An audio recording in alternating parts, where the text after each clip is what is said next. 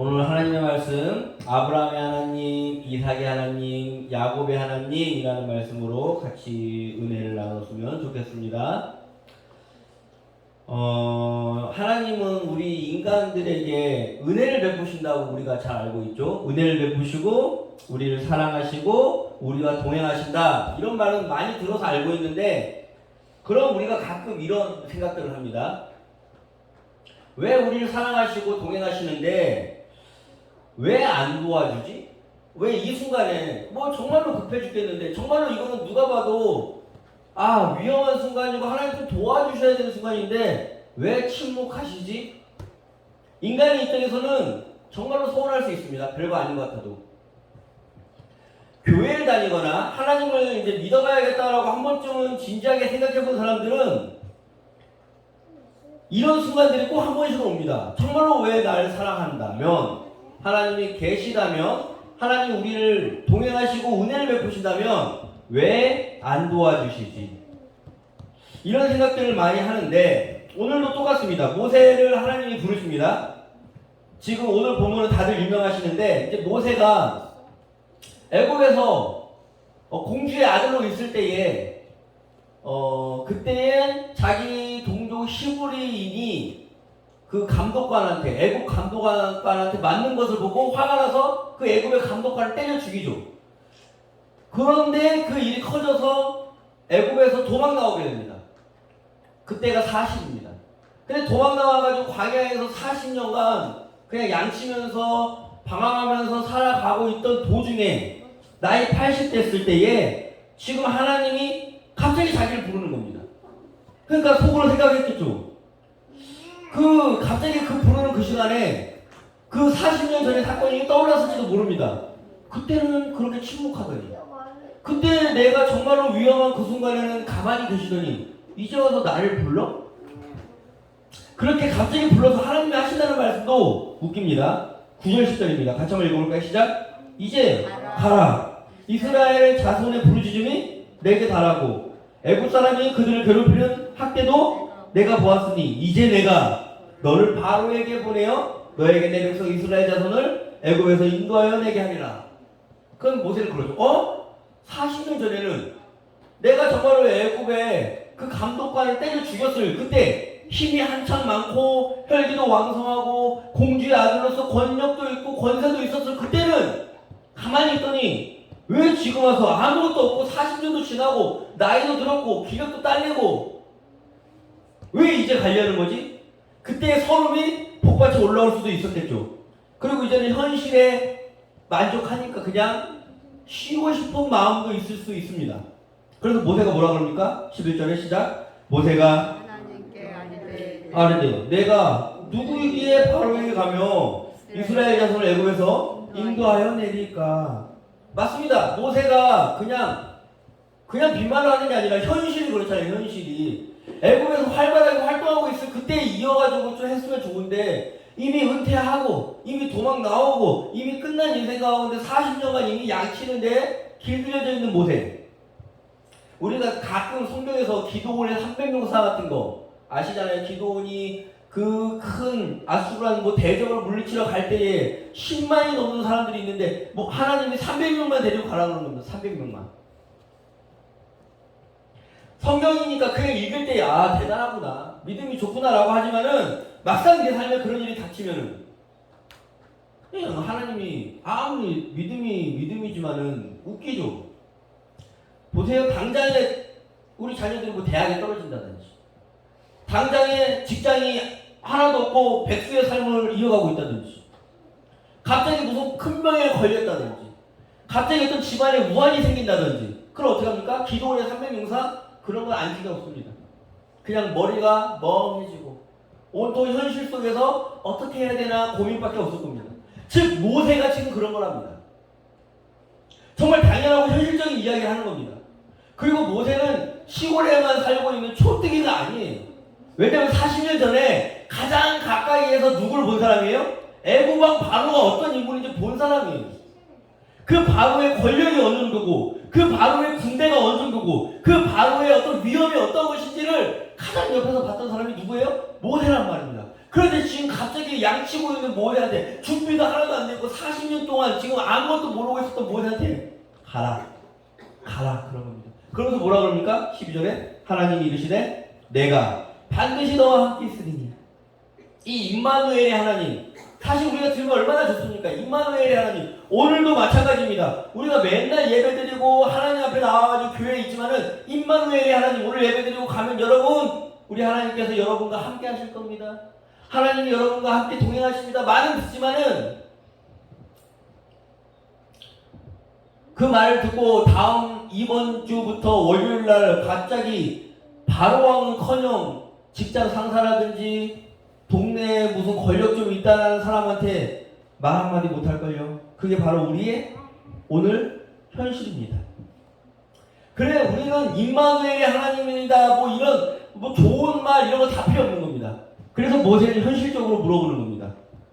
모세가 뭐라고 물어보니까 그 하나님을 물어볼 때에 당신의 이름이 무엇입니까? 라고 물어보는 겁니다. 당신의 이름이 무엇입니까? 라고 물어보는 것. 이건 어떤 의미가 포함되어 있냐? 그 당시 애굽의 신들은 다 이름이 있습니다. 이게 무슨 말이냐?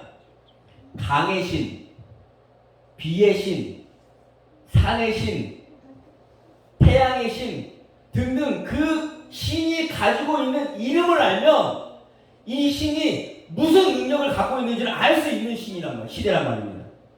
모세는 그런 걸 원하는 거예요. 40년 전에 일할 때에 막상 내가 사람을 쳐 죽여가지고 뭐가 도움이 필요할 때에 침묵하는 신이 필요한 게 아니라 당신의 이름은 무엇입니까? 라는 겁니다. 나에게 군대를 줄 수 있는지, 나에게 어떤 돈을 줄 수 있는지, 나에게 어떤 권세를 줄 수 있는지, 어떤 힘을 줄 수 있는지 이름을 알려달라는 겁니다. 지금 내가 알고 있는 이름은 뭐밖에 없어요? 조상의 신이라는 것밖에 모르겠다는 거예요. 조상의 신이라는 것밖에. 나는 이름이 필요하다는 겁니다. 하나님의 이름. 오늘 우리는 하나님이라 그러면 막 천지를 창조하고 우주적인 신을 생각하지만은 당시 사람들에게 하나님이라는 이름은 그때의 신은 많은 이름 중에 하나일 뿐이라는 생각을 갖고 있었던 겁니다. 조상신이라는. 그 당시 사람들이 신을 어떻게 이해했냐면 이렇게 이해합니다. 우리 왕상 20장 23절 같이 한번 볼까요? 시작. 아람 왕의 신하들이 왕께 아뢰되 그들의 신은 산의 신이므로 그들이 우리보다 강하였거니와 우리가 어디에서 싸우면? 평지에서 싸우면 그들이 이길 겁니다. 지금 여기 아람 왕이 와가지고 이스라엘과 싸우는데 자꾸 져요. 자꾸 지니까 뭐야? 그들이 믿는 시브리의 신은 어디의 신이다? 산의 신이라고 생각하는 겁니다. 산에서 싸웠으니까. 그러니까 이제 어디서 싸워야 된다? 평지에서 싸우면 된다. 그들이 갖고 있던 신의 생각들은 이런 겁니다. 그 신의 이름, 그 신의 특징을 알면은 그 신이 어떤 신이다라는 걸 알 수 있는 것. 모세도 마찬가지입니다. 지금 하나님은 무엇을 원하는 겁니까? 이름을 원하는 겁니다. 당신 하나님 조상의 신인 건 알겠는데 당신은 비의 신입니까? 태양의 신입니까? 바람의 신입니까? 무엇으로 나를 도와줄 수 있을 겁니까? 라고 그런 것들을 물어보는 겁니다. 왜요? 모세는 40년 전에 침묵한 그 하나님을 경험했습니다. 이제는 두 번 다시 그런 침묵하는 하나님께 안 속겠다라는 겁니다. 모세만 그럽니까? 오늘 우리도 마찬가지입니다. 하나님이 우리와 함께 하신다라는 말을 듣지만은 사실 우리는 맨날 물어보죠. 하나님의 이름을. 병을 고치는 신인가요? 아니면 나의 시험을 합격해주는 신인가요? 아니면은 나를 승진시켜주는 신인가요? 구체적으로 자꾸 하나님한테 이렇게 되묻는 것, 하나님께 자꾸 이런 능력들을 물어보는 것, 이게 뭐예요? 신의 이름을 물어본다는 겁니다. 하나님은 이 이름을 물어보는 모세의 질문 앞에 이렇게 대답하십니다. 14절입니다. 같이 읽을까요? 하나님이 모세에게 이르시되 스스로 있는 자이니라. 또 이르시되 너는 이스라엘 자손에게 이르기를 스스로 있는 자가 나를 너희에게 보내셨다 하라. 이 말씀을 많이 들었을 겁니다. 스스로 있는 자? 이 스스로 있는 자가 많은 해석을 할 수 있지만 중요한 거는 정확하게 설명을 할 수 없습니다. 이게 무슨 말이냐? 왜냐면 하나님이 모세한테 당신의 이름, 당신의 정확한 특징은 뭡니까? 라고 물어봤을 때에 그걸 거절하는 의미로 주어진 이름이기 때문에 오히려 정확하게 설명을 할 수 없다라는 의미에서 주는 이름입니다. 이해가세요? 정확하게 당신의 이름이 뭡니까? 라고 당신은 어떤 신이에요? 병을 고쳐주는 신이에요? 돈을 주는 신이에요? 뭐 어디서 지켜주는 신이에요? 이렇게 물어보는 구체적인 질문에 나는 그런 식의 종류의 신이 아니야 라고 대답하는 장면에서 나오는 이름, 이게 무슨 이름이다? 스스로 있는 자라는 겁니다. 어떤 이런 공식, 어떤 하나님을 대하는 인간의 어떤 태도를 다 거절하는 신이라는 겁니다. 능력이 없어서 그러는 게 아니라 내 뜻대로, 내 시간에 내가 알아서 진행할 거야 라는 식입니다. 근데 만약에 이 표현으로 끝났으면 멋있긴 하지만은 멋있잖아요. 아, 난 스스로 있어. 나는 나야. 이 중2병 걸린 애들이 하면은 좀 이상하지만 하나님은 그렇게 말하니까 멋있잖아요. 나는 나야. 나는 내가 알아서 할 거야. 멋있는데 중요한 건 만약에 이 말로만 끝나면은 솔직히 인간의 입장에서는 혼돈에 빠집니다. 혼란에 빠집니다. 왜요?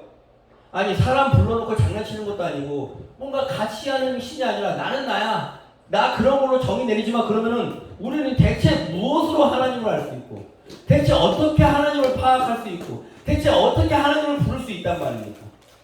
그래서 하나님이 이 스스로 있는 자에서 끝나는 게 아니라 다음에 말씀을 하시는데 이 말씀이 되게 중요한 겁니다. 같이 한번 읽어볼까요? 시작. 하나님이 또 모세에게 이르시되 너는 이스라엘 자손에게 이같이 이르기를 너희 조상의 하나님 여호와 곧 아브라함의 하나님 이삭의 하나님 야곱의 하나님께서 날 너희에게 보내셨다 하라. 이는 나의 영원한 이름이요 대대로 기억할 나의 칭혼이라. 아멘. 하나님은 우리가 생각하는 것처럼 어떤 다른 이방의 신처럼 나는 태양의 신이야.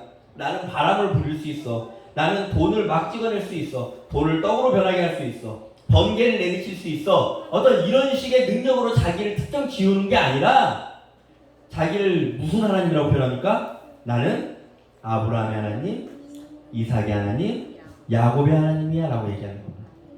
만약에 하나님이 나는 어떤 신이야 라고 얘기하면은 우리는 편할 수도 있습니다. 어떤 자판기에다가 동전을 넣고 이런 능력을 누르는 것처럼 헌금을 내고 건강을 살 수 있고 주일 예배를 드리고 사업에 성공할 수 있고 교회에 봉사하면 자녀들이 승진하고 대학에 잘 가고 좋은 직장에 취직할 수 있다면 이런 식으로 주거니 받거니 하면은 얼마나 좋습니까? 근데 하나님은 그런 신을 거절하는 겁니다. 모세가 원했던 것도 그런 거였는데 하나님은 이 시간에 그것을 거절하는 겁니다. 대신 하나님은 자기를 어떻게 소개하냐? 나는 아브라함의 하나님, 이삭의 하나님, 야곱의 하나님이야. 자기를 어떤 능력 있는 하나님으로 표현하는 것보다는 자기를 인간과 묶어버립니다. 이게 잘 들으셔야 됩니다. 나는 전능한 하나님이야 그러면은 하나님 입장에서는 그 전능한 하나님으로 딱 낙인돼가지고 멋지게 전능한 하나님은 하나님 그래가지고 전능하시구나 높으시구나 이렇게 표현되면 제일 좋을 텐데 그 하나님이 스스로 자기를 나는 아브라함의 하나님이야. 나는 이삭의 하나님이야. 나는 야곱의 하나님이야. 인간과 함께 자기를 묶어버립니다. 1+1처럼 묶어버린다고요. 이게 무슨 뜻이냐? 옛날에 운동회 할 때에 이거 아세요? 종목 중에 부모님하고 같이 자녀하고 다리를 하나씩 묶어버립니다. 다리를 하나씩 묶어가지고 달리기를 하는 건데 그럼 그때 달리기를 할 때에 아빠가 미친듯이 빨리 뛰면은 이기겠지만은 그 달리기의 목적은 뭡니까? 자녀와 함께 뛰는 거죠. 그 아빠의 능력을 다 하는 게 아니라 그 자녀와 함께 추억을 만드는 거죠. 그 자녀와 함께 살아내는 거죠. 그 시간을. 하나님은 자기를 어떻게 소개한다고요? 나는 그런 하나님이야 라고 얘기합니다. 나를 갖다 전능한 하나님으로, 나를 갖다 병을 고치는 하나님으로, 나를 갖다 돈을 주는 걸로, 이런 걸로 만들어가지고 자판기 신처럼, 어떤 기계처럼, 멀리 있는 하나님처럼 만들어내는 게 아니라 나는 어떤 하나님이야? 내가 좀 전력 질주를 못하더라도 나는 누구의 하나님? 난 아브라함의 하나님. 난 이삭의 하나님. 나는 야곱의 하나님. 이렇게 하나님을 이해할 때에 그 하나님이 누구의 하나님도 될 수 있습니까? 나의 하나님도 될 수 있습니다. 그렇게 하나님을 이해하고 그 하나님을 내가 읽어서 배울 때에 그 하나님이 누구의 하나님도 되는 겁니까? 나의 하나님도 된다는 겁니다. 그 전능하신 하나님으로 나타나시면은 그냥 이 순간에 이 시간에 다 묵사발을 내버리고 그냥 다 뒤집어버리고 그냥 하나님이 할 수 있어요. 그냥 운동회 때 애가 다리에 묶여있던 말든 그냥 미친듯이 막 아빠가 뛰어가지고 가면은 애가 뭐 개처럼 질질 끌려오겠죠. 근데 우승을 할 수 있겠지. 전력 질주하면 우승을 할 수 있겠지. 뭔가 되는 것처럼 보이겠지. 1등은 따로 당상이겠지. 근데 애는 죽습니다. 마찬가지입니다. 하나님은 어떤 우승을 하는 게 목적이 아니라 그 아브라함과 이삭과 야곱과 그리고 그 하나님이 이제는 그 모세와 그리고 이스라엘 백성과 함께 다리를 묶겠다라는 그 계약, 그것이 언약입니다. 하나님이 이게 더 중요한 분이라는 겁니다.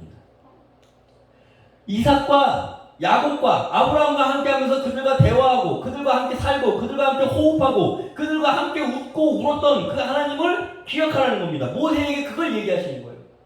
단순히 조상신이 아니라 내가 그런 하나님이라는 것을 너희는 기억해야 된다는 겁니다. 앞으로 내가 너희들 출애굽할 때에 너희들과 함께 뭔가 한 번에 확 하면 좋겠지만 그게 아니라 울고 웃고 웃으면서 어떻게 하겠다? 그 여정을 같이 만들어 내겠다라는 겁니다.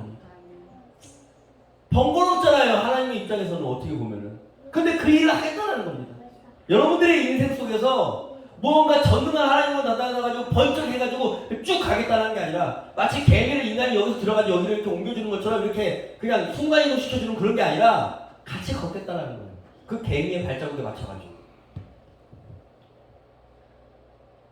그럼에도 인간은 이런 하나님의 마음을 무시하고 그냥 아빠가 전력질주 해가지고 우승점을 찍는 게 최고라고 생각할 때가 간혹 있다는 겁니다. 왜요? 이것이야말로 인간의 욕심. 타락했기 때문에 이미 인간의 마음 가운데 뭐가 우선순위가 제일 중요한지가 이미 뒤집어 버렸습니다. 뒤집어져 있습니다. 인간의 마음이 이미 꼬여 버렸습니다. 어떤 사랑이라든지 희생이라든지 섬김이라는 이런 가치는 이미 맨 밑바닥으로 쳐져 있고 이 땅에서 오직 승리, 돈, 어떤 권력 이런 것들에 매몰되어 있다 보니까 하나님의 이런 표현도 이제는 크게 와닿지가 않고 어떻게 해요? 오직 이겼으면 좋겠다라는 거. 하나님이 그냥 나를 위해서 전력질주해줬으면 좋겠다라는 거. 자꾸 하나님을 어떤 자판기의 신처럼 동전을 넣고 내가 원하는 능력을 받고 싶은 마음이 아직 많다는 겁니다. 하지만 하나님은 그걸 어떻게 하셨다고요? 거절하십니다. 하나님은 스스로 있는 자입니다. 아브라함을 생각해 보십시오. 아브라함이 자식이 없을 때에 맨 처음에 자식 줄게 하고 데려 나옵니다. 너의 자손이 별처럼 많게 해줄게. 그런데 75세에 데리고 나와가지고 이삭 한 명 꼴랑 주는 것도 몇 살에 줍니까? 100세에 줍니다. 100세. 25년 걸려요. 그리고 아브라함이 롯한테 양보하고 땅을 양보할 때 야 너의 동서남북을 봐라 이 땅을 너에게 줄게 라고 하지만은 아브라함이 175세에 죽는데 죽는 그날까지 아브라함이 가지고 있었던 땅 막벨라불 하나예요. 그 무덤 그 한평 남짓한 그 땅 하나. 그런데 제3자의 입장에서 봤을 때는 아브라함의 인생에 하나도 이루어진 게 없어요. 제3자의 입장에서 봤을 때. 근데 히브리서에 보면 아브라함은 이 모든 것을 믿음으로 믿었다 그러죠. 같이 하나님과 발을 묶고 달리다 보니까 아브라함은 아는 겁니다. 뭘 모르는 겁니까? 내 자손이 하늘의 별처럼 많아질 것과 하나님이 나를 통하여 사람들을 축복해 주시는 것과 하나님이 이 동서남북의 모든 땅들을 후손들에게 주실 것을 같이 보는 겁니다. 왜요? 발을 묶었을 때 그게 보여요. 그걸 우리는 믿음이라고 부르는 겁니다. 하나님과 같은 방향을 볼 때에 하나님과 같은 수준으로 같은 시각으로 같은 것을 볼 때에 보일 수 있는 것들입니다. 하나님은 여기에 우리를 초대하는 중이라는 겁니다. 아브라함의 인생은 3자의 눈으로 봤을 때 끝난 것 같지만 지금 보십시오. 하나님이 모세를 부르고 이스라엘을 출애굽시키려고 하는 이유가 무엇입니까? 제 아브라함하고 발이 묶여있기 때문에 지금 이걸 하고 계시는 거예요. 아브라함이 죽었다고 끝나는 게 아니라 하나님은 계속해서 그 아브라함과 맺은 언약, 아브라함과 묶고 있는 발을 푸신 적이 있습니까? 없습니다. 계속 걷고 있는 겁니다. 아브라함도 지금 하나님의 옆에서 그것을 같이 보면서 목도하는 중입니다. 이게 바로 하나님이 함께하고 싶다는 의미라고. 이게 바로 하나님이 자기를 이런 분이라고 소개하는 겁니다. 그럼 우리는 어떤 하나님을 만나고 싶은 거예요? 이렇게 평생 죽어서 죽음 이후에 죽음에 넘어서 하나님과 함께 발을 묶고 달리는 인생을 원하시는 건지 아니면 어떤 이방 신처럼 동전을 넣으면 어떤 능력이 떨어져 나오는 나하고는 어떤 개인적인 감정도 없고 나하고 어떤 삶의 유대감도 없고 그냥 나의 삶에 아무 의미도 없이 그냥 뭘 넣으면 뭘 나오는 그런 신을 바라는 건지 오늘 여러분은 선택하셔야 될 겁니다. 이렇게 말씀을 전해도 우리는 습관적으로 자꾸 하나님의 이름을 알려달라고 합니다. 비가 필요할 때는 비의 신으로, 태양이 필요할 때는 태양의 신으로 나타났으면 좋겠다라는 게 우리 솔직히 인생의 욕심일 수도 있습니다. 그런데 그 욕심을 우리는 하나님께서 거절하셨고 하나님이 자기를 어떻게 소개하셨는지를 다시 듣고 이제는 올바른 하나님을 믿고 만나야 될 줄로 믿습니다. 병을 고치는 하나님이 아닙니다. 물론 제 의미는 병도 고치시죠. 능력이, 나는 하나님의 기적 능력을 아직도 믿습니다. 정말 오늘도 역사하시는 하나님을 믿습니다. 그런데 그런 의미에서의 병을 고친다는 게 아니라 그냥 내가 원하는 동전을 넣어가지고 병을 고치는 하나님으로 받아들이는 그런 식으로 하나님이 나타나지 않는다는 겁니다. 하나님의 더 큰 특징은 뭐냐? 단순히 그 순간에 동전을 넣어가지고 병 고침 이게 떨어지는 그런 신이 아니라 그 병마와 함께 고생하는 인간과 함께 다리를 묶고 같이 그 삶을 아파하시고 그 고난을 그 역경을 함께 슬퍼하시는 하나님이라는 것을 더 우리는 절절하게 받아들여야 된다는 겁니다. 하나님은 그렇게 우리들과 함께 하시기를 선택하셨습니다. 그 하나님의 계시를 믿고 살아가는 우리 성도님들이 됐으면 좋겠습니다. 아브라함의 하나님, 이삭의 하나님, 야곱의 하나님처럼 이제는 나 누구의 하나님으로 동일하게 불려질 때가 올 거라고 믿으시기 바랍니다. 그렇게 다른 사람들이 나의 하나님 혹은 누구의 하나님이라고 그 하나님의 이름이 소개될 때에 부끄럽지 않는 삶으로 하나님과 동행하시는 여러분들의 인생이 되기를 간절히 기도합니다. 기도하시겠습니다.